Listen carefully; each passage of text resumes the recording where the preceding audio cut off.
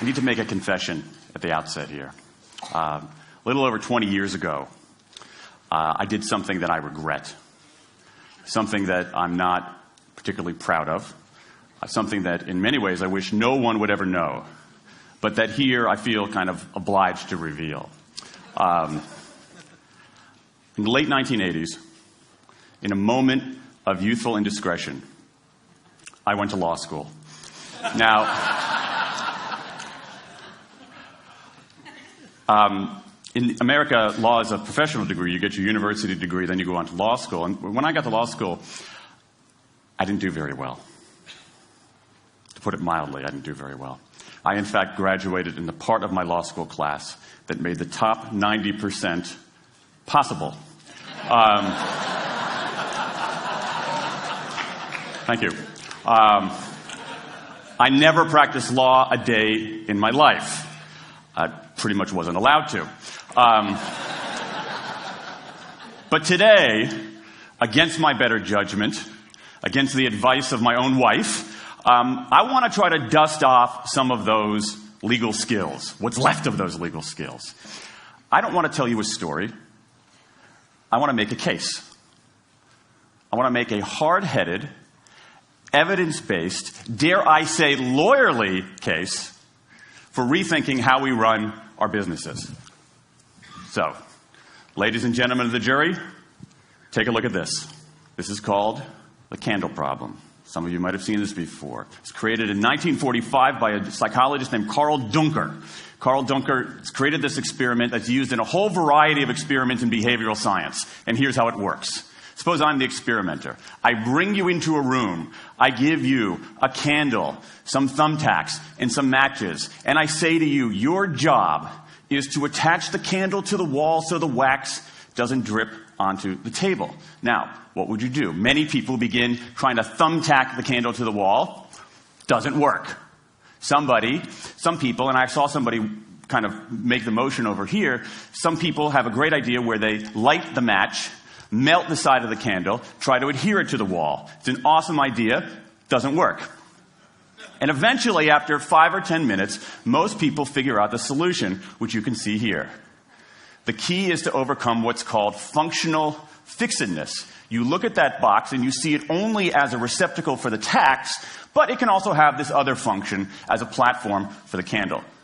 The candle problem. Now, I want to tell you about an experiment using the candle problem done by a scientist named Sam Glucksberg, who's now at Princeton University in the U.S. This shows the power of incentives. Here's what he did. He gathered his participants and he said, I'm going to time you how quickly you can solve this problem. To one group, he said, I'm going to time you to establish norms, averages, for how long it typically takes someone to solve this sort of problem.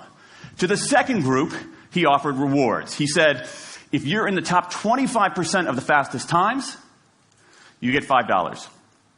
If you're the fastest of everyone we're testing here today, you get $20. Okay, now this is several years ago, adjusted for inflation. It's a decent sum of money for a few minutes of work. Okay, it's a nice motivator. Question: how much faster did this group solve the problem? Answer: it took them on average 3.5 minutes longer. 3.5 minutes longer. Now this makes no sense, right? I mean, I'm an American. I believe in free markets. That's not how it's supposed to work, right? If you want people to perform better, you reward them, right? Bonuses, commissions, their own reality show, incentivize them. That's how business works. But that's not happening here. You've got an incentive designed to sharpen thinking and accelerate creativity, and it does just the opposite. It dulls thinking and blocks creativity. And what's interesting about this experiment is that it's not an aberration. This has been replicated over and over and over again for nearly 40 years. These contingent motivators. If you do this, then you get that. Work in some circumstances, but for a lot of tasks, they actually either don't work or often they do harm. This is one of the most robust findings in social science and also one of the most ignored. I spent the last couple of years looking at the science of human motivation, particularly the dynamics of extrinsic motivators and intrinsic motivators. And I'm telling you, it's not even close. If you look at the science, there is a mismatch between what science knows and what business does. And what's alarming here is that our business operating system, think of the set of assumptions and protocols beneath our businesses, how we motivate people, how we apply our human resources. It's built entirely around these extrinsic motivators, around carrots and sticks. That's actually fine for many kinds of 20th century tasks. But for 21st century tasks, that mechanistic reward and punishment approach doesn't work, often doesn't work, and often does harm. Let me show you what I mean. So Glucksberg did another experiment similar to this, where he presented the problem in a slightly different way, like this up here. Okay? Attach the candle to the wall so the wax doesn't drip onto the table. Same deal. You were timing for norms. You were incentivizing. What happened this time? This time, the incentivized group kicked the other group's butt. Why? Because when the tacks are out of the box, it's pretty easy, isn't it? If-then rewards work really well for those sorts of tasks, where there's a simple set of rules and a clear destination to go to. Rewards, by their very nature, narrow our focus, concentrate the mind. That's why they work in so many cases. And so for tasks like this, a narrowed focus where you just see the goal right there, zoom straight ahead to it, they work really well. But for the real candle problem, you don't want to be looking like this. The solution's not over here. The solution's on the periphery. You want to be looking around. That reward actually narrows our focus and restricts our possibility. Let me tell you why this is so important. In Western Europe, in many parts of Asia, in North America, in Australia, white-collar workers are doing less of this kind of work and more of this kind of work. That routine, rule-based, left-brain work, certain kinds of accounting, certain kinds of financial analysis, certain kinds of computer programming, has become fairly easy to outsource, fairly easy to automate. Software can do it faster. Low-cost providers around the world can do it cheaper. So what really matters are the more right-brain, creative, conceptual kinds of abilities. Think about your own work. Think about your own work. Are the problems that you face, or even the problems we've been talking about here, are those kinds of problems, do they have a clear set of rules and a single solution? No. The rules are mystifying. The solution, if it exists at all, is surprising and non-obvious. Everybody in this room is dealing with their own version of the candle problem. And for candle problems of any kind, in any field, those if-then rewards, the things around which we've built so many of our businesses, don't work. Now, it makes me crazy. And this is not, here's the thing, this is not a feeling. Okay? I'm a lawyer. I don't believe in feelings. This is not a philosophy. I'm an American. I don't believe in philosophy. This is a fact. Or as we say in my hometown of Washington, D.C., a true fact. Let me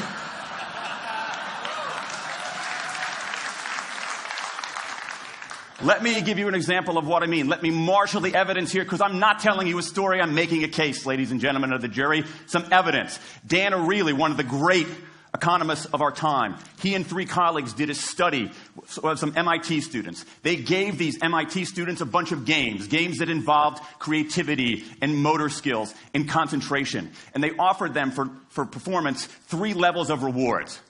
Small reward, medium reward, large reward. Okay? Do really well, you get the large reward, on down. What happened? As long as the task involved only mechanical skill, bonuses worked as they would be expected. The higher the pay, the better the performance. Okay? But once the task called for even rudimentary cognitive skill, a larger reward led to poorer performance. Then they said, okay, let's see if there's any cultural bias here. Let's go to Madurai, India and test this. Standard of living is lower. In Madurai, a reward that's modest by North American standards is more meaningful there. Same deal. A bunch of games, 3 levels of rewards. What happens? People offered the medium level of rewards, did no better than people offered the small rewards. But this time, people offered the highest rewards. They did worst of all. In 8 of the 9 tasks we examined across 3 experiments, higher incentives led to worse performance.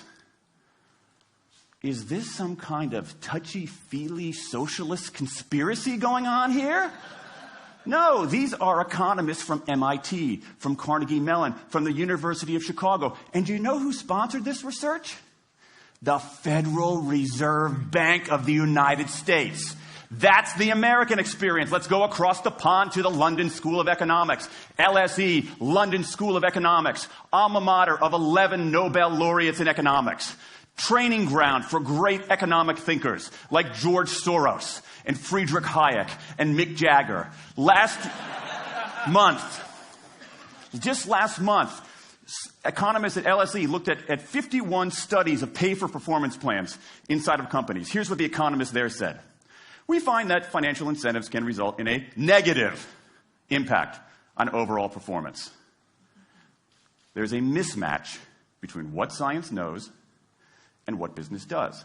And what worries me as we stand here in the rubble of the economic collapse is that too many organizations are making their decisions, their policies about talent and people, based on assumptions that are outdated, unexamined, and rooted more in folklore than in science.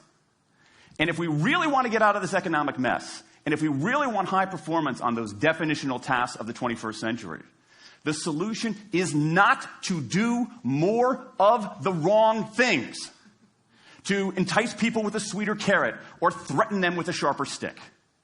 We need a whole new approach. The good news about all this is that the scientists who've been studying motivation have given us this new approach. It's an approach built much more around intrinsic motivation, around the desire to do things because they matter, because we like it, because they're interesting, because they're part of something important. And to my mind, that new operating system for our businesses revolves around 3 elements: autonomy, mastery, and purpose. Autonomy, the urge to direct our own lives. Mastery, the desire to get better and better at something that matters. And purpose, the yearning to do what we do in the service of something larger than ourselves. These are the building blocks of an entirely new operating system for our businesses. I want to talk today only about autonomy. In the 20th century, we came up with this idea of management. Management did not emanate from nature. Okay? Management isn't it's not a tree, it's a television set. Okay? Somebody invented it. And it doesn't mean it's going to work forever. Management is great. Traditional notions of management are great if you want compliance. But if you want engagement, self-direction works better. Let me give you some examples of some kind of radical notions of self-direction. And what this means, you don't see a lot of it, but you see the first stirrings of something really interesting going on. Because what it means is it means paying people adequately and fairly, absolutely. Getting the issue of money off the table, and then giving people lots of autonomy. Let me give you some examples. How many of you have heard of the company Atlassian? Okay, looks like less than half. Atlassian is an Australian software company, and they do something incredibly cool. A few times a year, they tell their engineers, go for the next 24 hours and work on anything you want. As long as it's not part of your regular job. Work on anything you want. So the engineers use this time to come up with a cool patch of code, to come up with an elegant hack. Then they present all of these stuff that they've developed to their teammates, to the rest of the company, in this wild and woolly all-hands meeting at the end of the day. And then, being Australians, everybody has a beer. They call them FedEx days. Why? Because you have to deliver something overnight. It's not bad. It's a huge trademark violation, but it's pretty clever. That one day of intense autonomy has produced a whole array of software fixes that might never have existed. And it's worked so well that Atlassian has taken it to the next level with 20% time, done famously at Google, where engineers can spend 20% of their time working on anything they want. They have autonomy over their time, their task, their team, their technique. Okay? Radical amounts of autonomy. And at Google, as many of you know, about half of the new products in a typical year are birthed during that 20% time. Things like Gmail, Orchid, Google News. Let me give you an even more radical example of it. Something called the results-only work environment, the ROW, created by 2 American consultants in place at about a dozen companies around North America. In a row, people don't have schedules. They show up when they want. They don't have to be in the office at a certain time or any time. They just have to get their work done. How they do it, when they do it, where they do it, is totally up to them. Meetings in these kinds of environments are optional. What happens? Almost across the board. Productivity goes up, worker engagement goes up, worker satisfaction goes up, turnover goes down. Autonomy, mastery, and purpose. These are the building blocks of a new way of doing things. Now, some of you might look at this and say, that sounds nice, but it's utopian. And I say, nope. I have proof. In the mid-1990s, Microsoft started an encyclopedia called Encarta. They had deployed all the right incentives. All the right incentives. They paid professionals to write and edit thousands of articles. Well-compensated managers oversaw the whole thing to make sure it came in on budget and on time. A few years later, another encyclopedia got started. Different model, right? Do it for fun. No one gets paid a cent or a euro or a yen. Do it because you like to do it. Now, if you had, just 10 years ago, if you had gone to an economist anywhere and said, hey, I got these 2 different models for creating an encyclopedia. If they went head-to-head, who would win? 10 years ago, you could not have found a single sober economist anywhere on planet Earth who would have predicted the Wikipedia model. This is the titanic battle between these 2 approaches. This is the Ali Frazier of motivation, right? This is the Thrilla in Manila, all right? Intrinsic motivators versus extrinsic motivators. Autonomy, mastery, and purpose versus carrots and sticks. And who wins? Intrinsic motivation, autonomy, mastery, and purpose in a knockout. Let me wrap up. There's a mismatch between what science knows and what business does. And here's what science knows. 1, those 20th century rewards, those motivators we think are the natural part of business, do work, but only in a surprisingly narrow band of circumstances. 2, those if-then rewards often destroy creativity. 3, the secret to high performance isn't rewards and punishments, but that unseen intrinsic drive, the drive to do things for their own sake, the drive to do things because they matter. And here's the best part. Here's the best part. We already know this. The science confirms what we know in our hearts. So, if we repair this mismatch between what science knows and what business does, if we bring our motivation, notions of motivation, into the 21st century, if we get past this lazy, dangerous ideology of carrots and sticks, we can strengthen our businesses, we can solve a lot of those candle problems, and maybe, we can change the world. I rest my case.